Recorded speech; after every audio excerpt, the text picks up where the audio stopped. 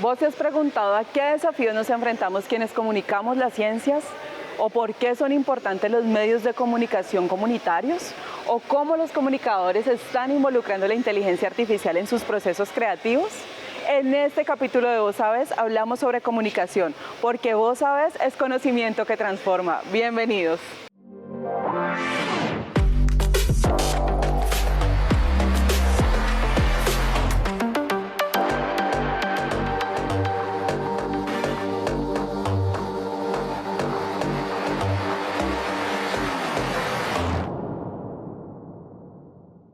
El periodismo científico hace que información muy compleja e importante sea accesible para los grandes públicos. ¿Y vos te has preguntado a qué desafíos nos enfrentamos quienes divulgamos las ciencias? ¿O qué estamos haciendo en Univalle para darte a conocer los hallazgos de nuestros científicos e investigadores? Te contamos aquí en Vos Sabés.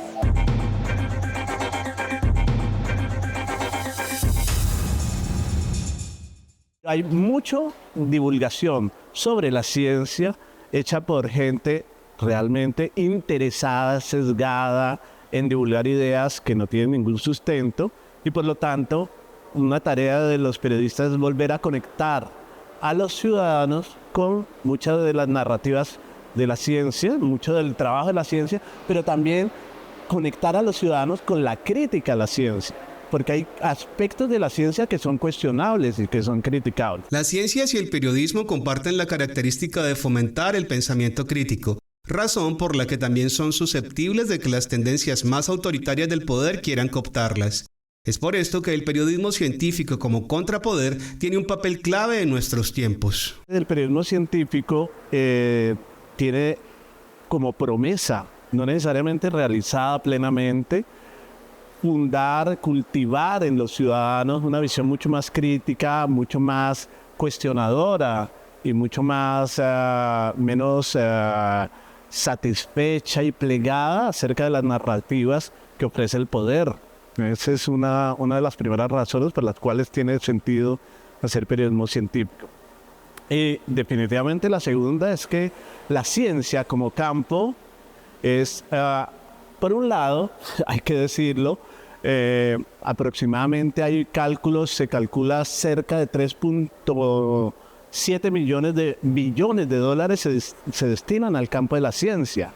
Una parte de esos dineros van a hacer comunicación científica. Comunicar la ciencia es fundamental para la ciencia. Y el periodismo, ¿no?, tiene una tarea que hacer ahí, en ese terreno.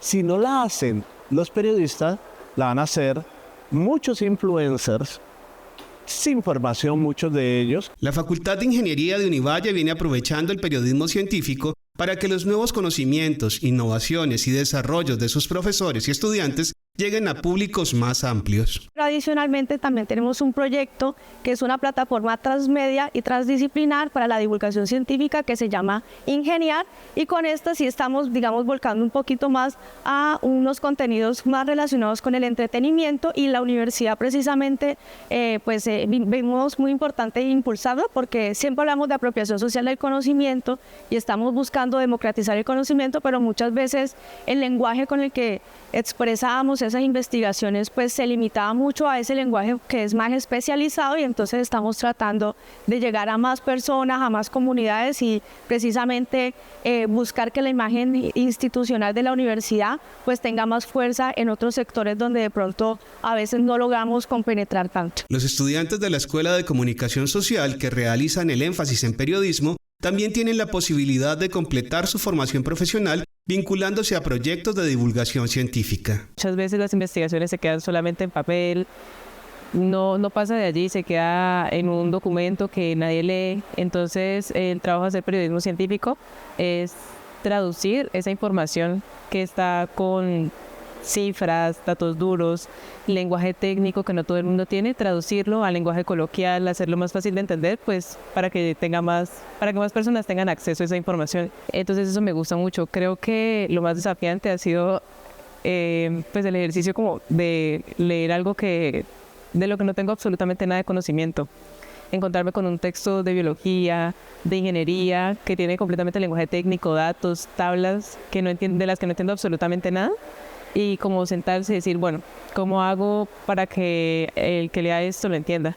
Creo que ese es como el desafío al que uno se enfrenta. La divulgación de la ciencia y el periodismo científico fueron los temas que guiaron el inicio del Festival Más que realiza la Facultad de Artes Integradas de la Universidad del Valle. Allí se resaltó la tradición que tiene la universidad y la Escuela de Comunicación Social en esta especialidad. Osvaldo Montes es un reconocido compositor argentino cuya música ha acompañado un gran número de producciones para cine y televisión en América Latina. Uno de sus trabajos más importantes fue la banda sonora del Lado Oscuro del Corazón, película de Eliseo Zubiela. Hace poco el maestro Montes estuvo en Univalle hablando sobre su experiencia. Ese primer intento, en una gira en Canadá, tuve una entrevista con un productor importante que se llama Daniel Bertolino, quien fue es presidente de una compañía que se llama Vía Le Monde. Le mostré uno de los temas y me dijo, bueno, me encanta, quiero que uno de estos temas sea para un documental. Y a partir de ahí fue como un tiempo, digamos, una bisagra, un momento importante en mi carrera, porque bueno, comencé a trabajar con él en música para audiovisuales. Así comenzó la carrera de Osvaldo Montes en la música para cine. Compositor para artistas de la talla de Mercedes Sosa, transitó de la música folclórica a las bandas sonoras de cine. Un encuentro casual en Canadá abrió las puertas, pero sería El Lado Oscuro del Corazón de Eliseo Zubiela el proyecto que marcaría su trayectoria de manera definitiva. Y entonces, bueno, empezaron los fax, el envío por Federal Express de los cassettes, porque había que escucharlo. Y así fue la relación. Prácticamente el 90% de la música del Lado Oscuro del Corazón la compuse en Canadá. Y por supuesto se terminó de grabar en una gran parte en Argentina en el 91. Trabajar en El Lado Oscuro del Corazón fue un desafío único. Sin las herramientas digitales de hoy, Montes componía en Canadá mientras Zubiela dirigía en Argentina. Cassettes viajando de un lado a otro eran el único puente entre ambos mundos creativos. Pero ¿cuál es el secreto de una buena colaboración entre compositor y director? Mi búsqueda pasa por la complicidad con el director, que en el fondo es así. Yo no quiero ni convencerlo de nada, ni quiero que él se sienta frustrado por la manera de trabajar. Yo trato, no es una cuestión complaciente, pero sí orientada a un acuerdo más que un acuerdo, una colaboración. Pues estamos hablando de algo intangible, la música, y estamos hablando de que las imágenes, generan no a todo el mundo la misma sensación de sonido o de música. Entonces es una interpretación libre, una emoción. Hay directores y directores, hay directores que confían plenamente, lo cual para mí es mucho mejor eso que cualquier otra cosa, que si fuera una producción que voy a ganar mucho dinero, cosa que no sucedió nunca, de mucho dinero estoy seguro. Pero sí en la confianza del director, sí la confianza de poder hacer algo juntos, es una etapa creativa muy, muy interesante, muy linda. Más allá del talento y la técnica, Montes revela que el verdadero secreto está en algo más profundo: la confianza mutua. Una relación donde el compositor no busca imponer, sino colaborar, donde las imágenes y la música dialogan hasta convertirse en una sola emoción.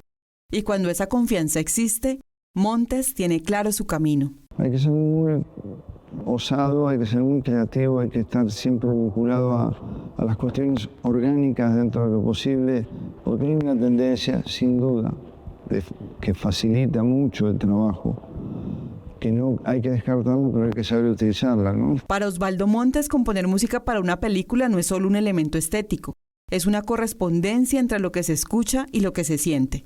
Porque al final, hacer música para cine es eso: interpretar emociones y convertirlas en sonido. ¿Vos sabés por qué los medios comunitarios son importantes o qué papel juegan? Vamos a una pausa, pero no te despegues de tu pantalla porque ya viene el videocast de Vos Sabés, que tiene como invitada a la profesora Eva González Tanco de la Escuela de Comunicación Social.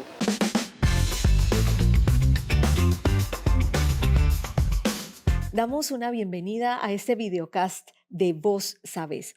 Hoy vamos a hablar sobre la comunicación para la transformación comunitaria. Y para ello hemos invitado a la profesora Eva Tanco. Ella es doctora en comunicación social de la Universidad Complutense de Madrid, periodista de profesión con más de 15 años de experiencia en medios de comunicación españoles. Es profesora de periodismo con enfoque en la radio en la Escuela de Comunicación Social de nuestra institución. Un gusto tenerla con nosotros aquí en nuestro videocast. El gusto es mío, Fulvia. Bueno, aprovechemos toda esta experiencia de comunicación comunitaria alternativa. ¿Por qué es tan importante tener, digamos, este enfoque alternativo un poco más allá de lo que nos brindan los grandes medios de comunicación? De los que nos brindan los grandes medios de comunicación privada y los grandes medios de comunicación pública también, ¿no? Cuando hablamos de comunicación comunitaria, sobre todo, y bueno, también alternativa antes, hablamos de la voz de las comunidades que no tienen a su disposición los medios materiales de los grandes medios de comunicación, ¿no? Que no tienen una televisión, que no tienen un estudio como este, que no tienen de pronto un set de radio profesional, que no tienen un periódico.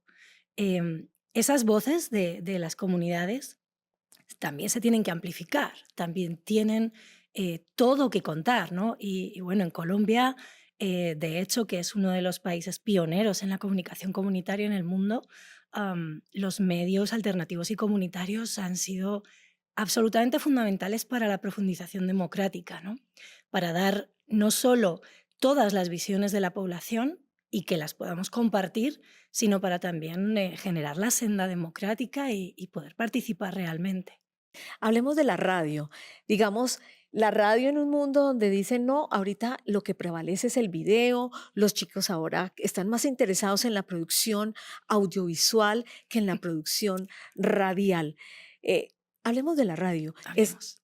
¿Es verdad esto, digamos, como eso, o es mito urbano, o qué es la magia que tiene la radio precisamente para poder hacer este abordaje comunitario? Qué bonita pregunta, además, porque es algo que estamos también reflexionando mucho desde hace tiempo, ¿no? No tanto por la radio parece que está muy claro. En los años 40 en Colombia, Radio Sutatenza es el primer ejemplo en el mundo de un medio de comunicación comunitario, que además formó a millones de colombianos a través de las ondas. O sea, lo que tiene la historia de Colombia en ese sentido es leyenda, ¿no? Para todos los que nos dedicamos a este campo. Pero es que además Colombia es muy particular en el sentido de que, aunque no tenga un exceso de licencias de emisoras comunitarias, la gente tiene mucha apropiación por la radio comunitaria. Y en cualquier hueco, como en cualquier malla, sale un ratón, ¿no? En cualquier lugar sale una emisora comunitaria porque es una necesidad sentida. ¿Qué tiene para que nos guste tanto? ¿Qué tiene el sonido, ¿no? Por ejemplo, ¿qué tiene para que los podcasts hoy en día sean el medio de comunicación que más viene creciendo en los últimos 5 años, pero además en una carrera exponencial? O sea, está creciendo agigantadamente el podcast, tanto en su consumo como en la producción. Yo creo que hay un componente íntimo, personal en la radio y en el podcast, en hacer sonido, en estar delante de un micrófono con una luz baja o acompañado de los amigos, de los compañeros. Hay una intimidad que se consigue solamente, sí, mirando al micrófono y pensando en las audiencias, ¿no? En la gente que te escucha. Y una intimidad entre colegas, una intimidad que también se consigue cuando un equipo radial está unido, se quiere, se comparte. Hay un componente muy humano en eso, ¿no? Pero además nosotros tenemos también que trabajar mucho porque, por ejemplo, el fenómeno podcast no se convierta solamente en un catálogo de egos, de individualidades, sino que efectivamente se trabaje por generar una comprensión comunitaria de dinámica social a través también del podcast, ¿no? ¿Cuáles son los desafíos de la radio comunitaria? Sabemos que es mucho más, en términos financieros, económicos, es mucho más viable hacer radio que hacer televisión por toda la tecnología que se requiere. Sin embargo, las radios comunitarias también pasan por desafíos importantes. Desde tu perspectiva, ¿cuáles son esos desafíos? Bueno, esto está muy estudiado también además en Colombia Y hay distintos tipos de desafíos. Por un lado, por supuesto, el económico es súper importante, porque si no hay una financiación suficiente para una emisora comunitaria, no se puede pagar a las personas que trabajan allá. Y si no se les puede pagar, primero es injusto. Los medios de comunicación no funcionan como un voluntariado, sino que tienen una misión democrática y hay que pagarla también, es una función social. Y además no se les puede pedir, no se puede exigir a nadie un compromiso inaudito, no un compromiso excesivo, además, si no estás pagado. La obsolescencia de los equipos, el hecho de que se queden antiguos, pues también tiene que ver con esa desfinanciación. Pero además es que las convocatorias para obtener licencias comunitarias han sido históricamente muy complejas, han penalizado mucho esa efervescencia de la que hablábamos antes, ese impulso de los barrios, de las comunidades por tener una emisora, se ha penalizado mucho. Si tú abrías una emisora y no tenía licencia y eras pirata, te quitaban la posibilidad de volver a las ondas durante mucho tiempo. ¿Qué es lo que más te enamoró de la radio? Yo creo que es eso, en realidad, sí. Esa facilidad que tiene para también quitarse los prejuicios, ¿no? La cámara tiene una sensibilidad diferente con uno. Tú la tienes que mirar, la tienes que seducir, de pronto no te gusta tu aspecto completamente, cambiaría esto, otro, me da pena. Si vas con una cámara de cine por los barrios, por las comunidades, por los pueblos, también hay como una especie de sensación de invasión, ¿no? Que no tiene el micrófono. El micrófono es como que no le da miedo a nadie, ¿cierto? Uno se sienta ahí delante de un aparatito muy pequeñito que enseguida lo controla bien y hay una naturalidad.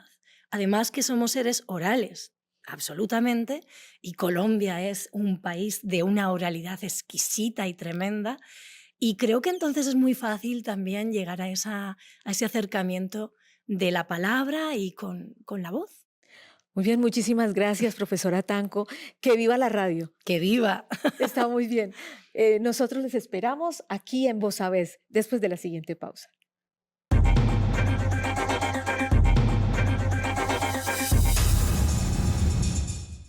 La inteligencia artificial llegó para quedarse.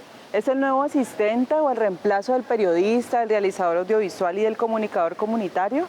En el programa de comunicación social de la sede de Buga conversamos sobre cómo la inteligencia artificial está transformando los procesos de creación. En los últimos años, la inteligencia artificial acompaña a los comunicadores en la oficina, el set de grabación o los territorios. Y aunque persiste el miedo a la sustitución del profesional, también se reconocen las inmensas posibilidades de co-creación con estas herramientas. En el programa de comunicación social de la seccional Buga, se abrió el debate sobre cómo la IA está transformando el ejercicio del periodismo, la realización audiovisual y la comunicación comunitaria.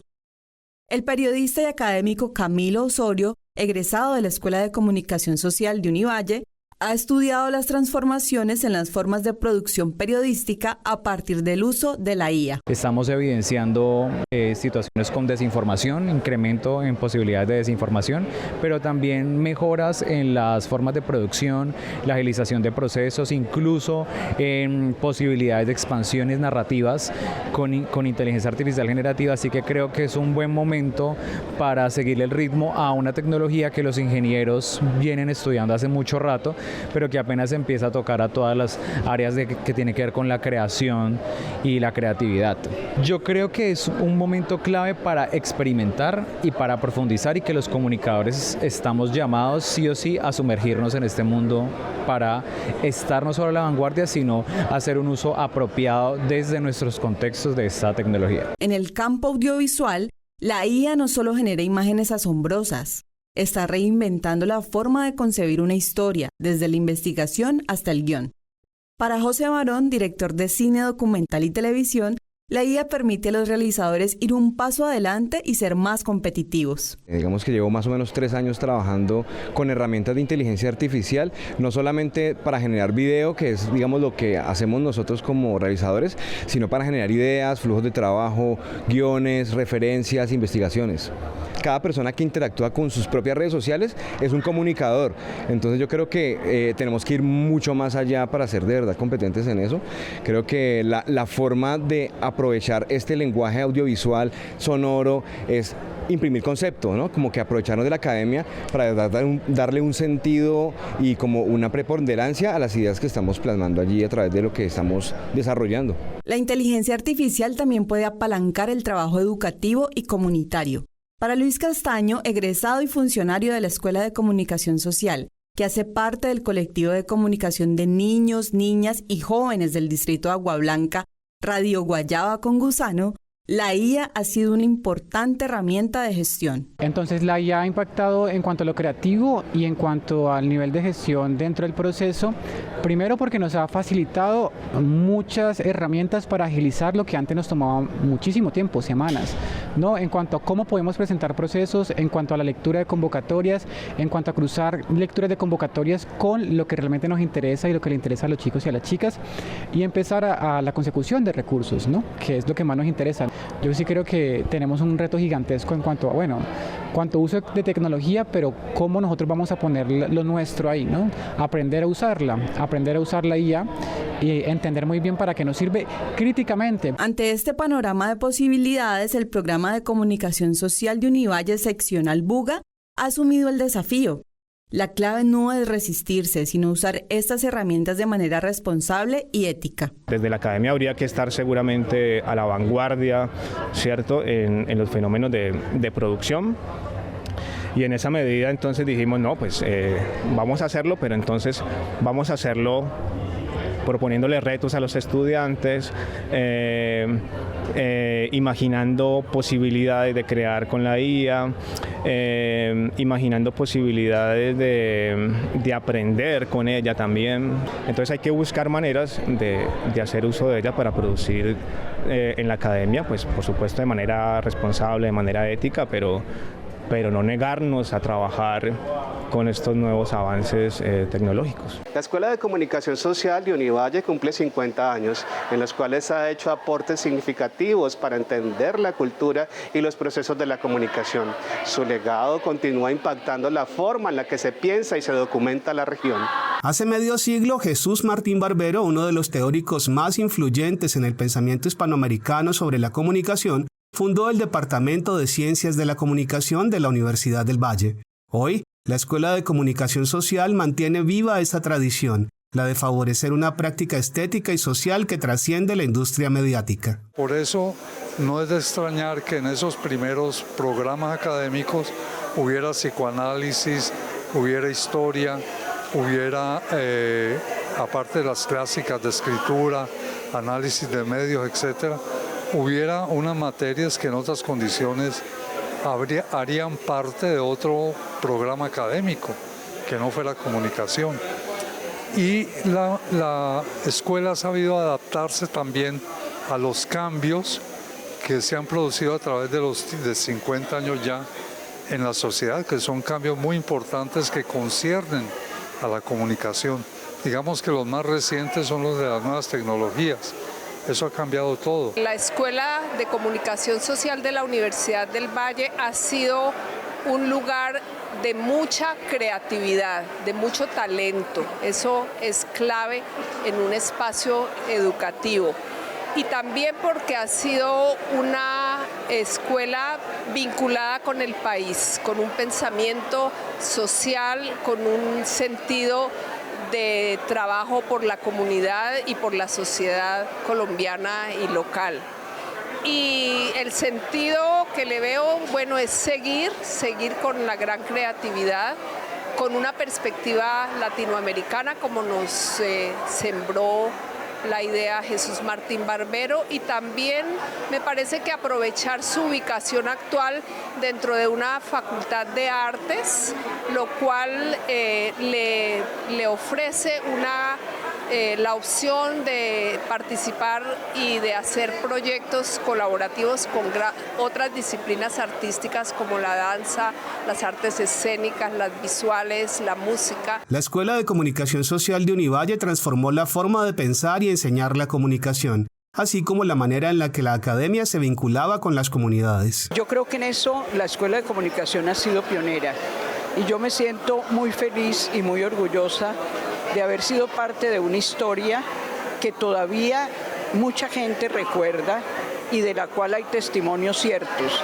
y es la posibilidad que a través de distintos procesos generados desde la escuela, por ejemplo, contribuimos enormemente en darle vida a las radios comunitarias, contribuimos enormemente a darle vida a proyectos en los cuales comunidades afro, comunidades campesinas, comunidades indígenas, jóvenes, empezaron a hacer uso de su propia voz y de su propio derecho a la comunicación. La Escuela de Comunicación Social también es reconocida por su producción audiovisual, que ha dejado una impronta profunda en el cine nacional. La escuela prácticamente había fundado Rostros y Rastros, que para nosotros, pues de mi generación, fue toda una escuela de producción, una escuela que nos dio pues como las pautas de un cine posible, el cine que en ese momento podíamos hacer, y yo creo que así fue que aprendimos. Entonces para mí, sí, mi forjadura sigue siendo de acá, es decir, yo